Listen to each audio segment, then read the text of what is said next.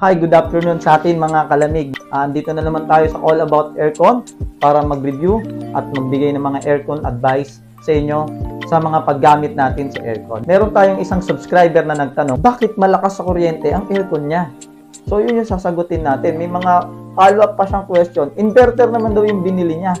Pero bakit ang lakas sa kuryente? Di ba sabi nila pagka inverter matipid daw sa kuryente? Yun yung sasagutin natin ngayon. Alamin natin yung mga dapat nyong malaman. Baka naman kasi sa paggamit nyo lang ng aircon. So unyo munang aalamin kung bakit malakas sa kuryente yung aircon. Yung mga dapat nyong i-check para malaman nyo kung talaga bang malakas sa kuryente yung aircon nyo. Ito yung mga pwede mong i-check bilang gumagamit ng aircon. Una, check mo muna yung aircon filter. Baka naman yung aircon filter mo, napakadumi na. Hindi mo na siya nalinis. Or yung mismong aircon, hindi mo pa napapamaintenance. 1 o 2 taon na, madumi na yung aircon. So, yung kasi yung isang sa nagpo-cause na nagpapalakas ng konsumo sa kuryente ng aircon. Una, i-check mo muna yon. Pangalawa, i-check mo naman yung nabili mong aircon. Baka naman ito, under capacity ito ng aircon. Ibig sabihin, kung yung area mo is napakaluwang, tapos yung aircon mong binili is 1 horsepower lang, so under capacity siya.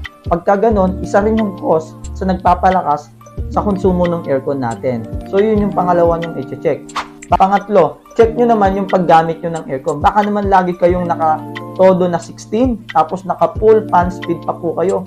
So yung paggamit na po na yan is napakalakas po yung settings na yan sa kuryente ng aircon. So kaya po malakas tayo sa kuryente. Check nyo po muna, baka naman dun sa maintenance, hindi pa siya nalilinis.